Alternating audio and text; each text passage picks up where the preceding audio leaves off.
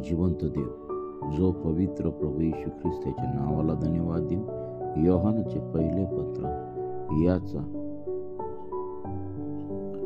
2 अध्याय आणि 18 वचनापासून मी आपल्यासाठी वाचतो। ख्रिस्त विरोधकांच्या बाबतीत इशारे।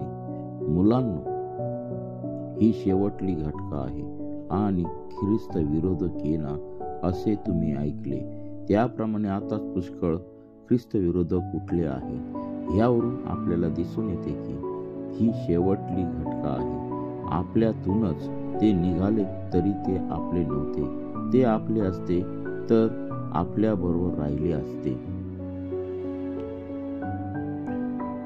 त्यांच्यातील कोणीही आपला नाही हे प्रगट व्हावे म्हणून ते निघाले।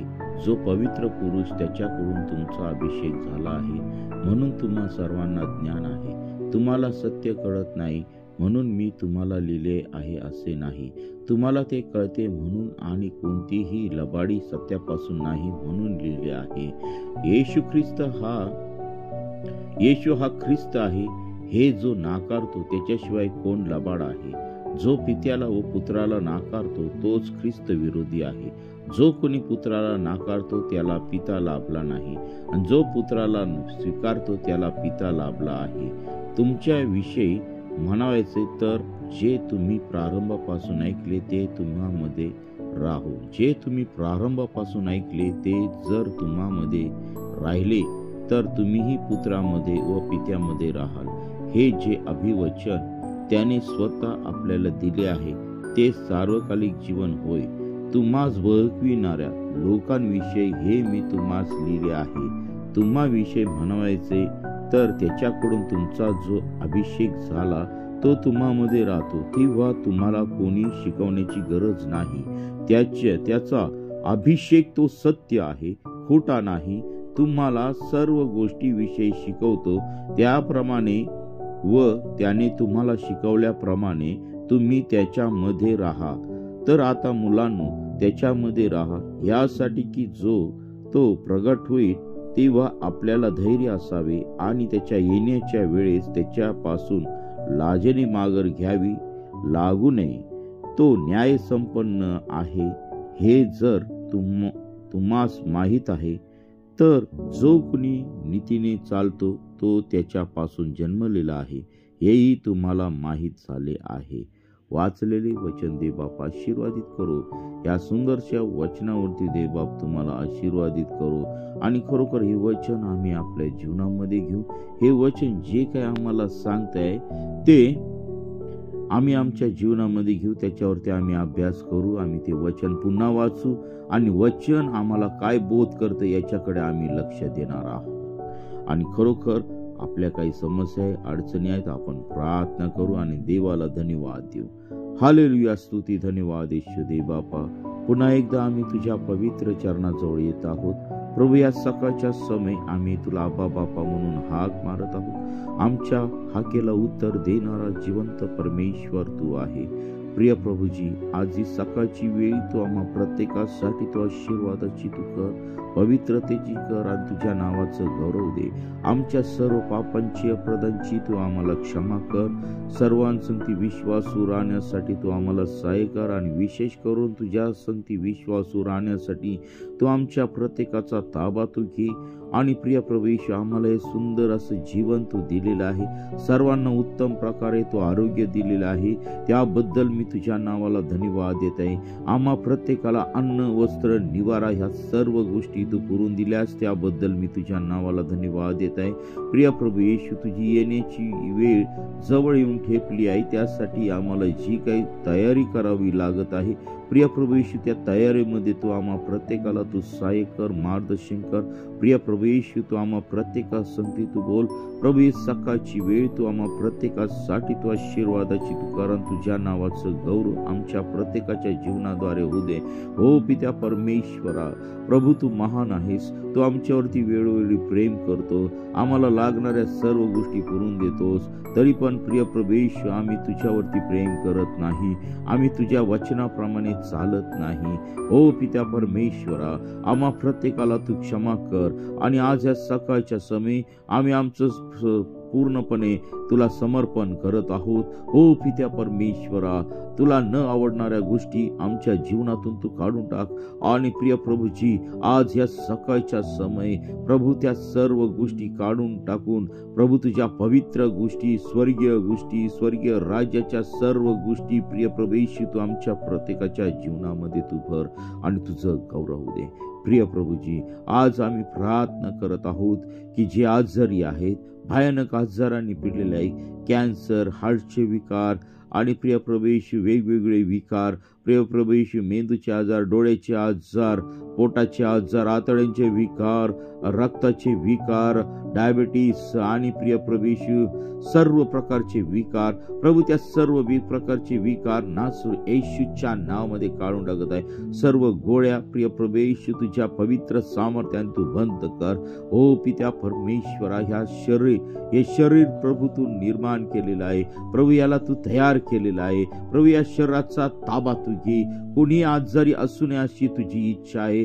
प्रत्येकाला आरोग्य मिळावं, प्रत्येक जण आनंदी राहावा ही तुझी इच्छा आहे प्रभू परमेश्वरा. आमच्या अपराधांमुळे आम्ही आजारी पडत आहोत. ओ पित्या परमेश्वर, आमच्या पापांची तू आम्हाला क्षमा कर. आणि प्रभू, जर तुझ्या गौरवासाठी आजार असतील तर प्रिय प्रभूशी ते सहन करण्याची शक्ती तू आम्हा प्रत्येकाला तू दे आणि तुझं गौरव होऊ दे. हालेलुया, स्तुती धन्यवाद येशू दे बापा.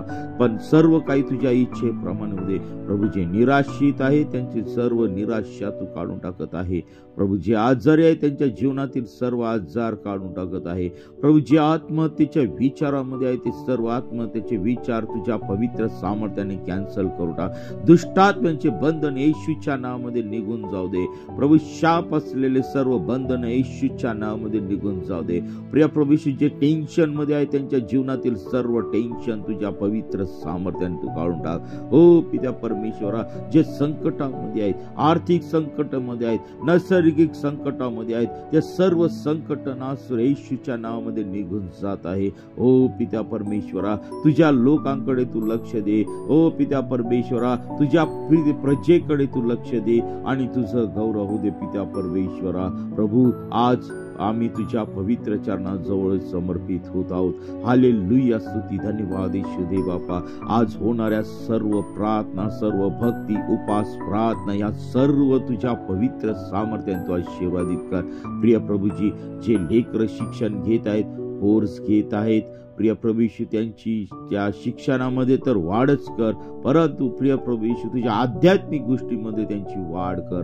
कारण हे येणारी भावी पिढी प्रिय प्रभू येशू, त्यांच्यावरती तुझं संजीवन उतरून दे, तुझं पवित्र सामर्थ्य उतरून दे प्रभू. आमच्या देशाला प्रिय प्रभू येशू भ्रष्टाचारापासून वाचव आणि प्रिय प्रभू येशू सर्व दुष्टात्म्यांपासून वाचव. विरोध करणारा दुरात्मा आमच्या देशातून तू काढून टाक. आमचे देशाचे पंतप्रधान, मुख्यमंत्री आणि सर्व राज्याचे मंत्रिमंडळ या सर्वांना तुझ्या पवित्र सामर्थ्यामध्ये प्रिय प्रभू येशू सौबुद्धी दे आणि चांगले निर्णय घेण्यासाठी देशासाठी प्रिय प्रभू येशू त्यांच्या संगती तू बोल आणि तुझं गौरव होऊ दे. ओ पित्या परमेश्वरा, तू अखिल सृष्टीचा उत्पन्न करता जिवंत प्रभू आहे देवापा.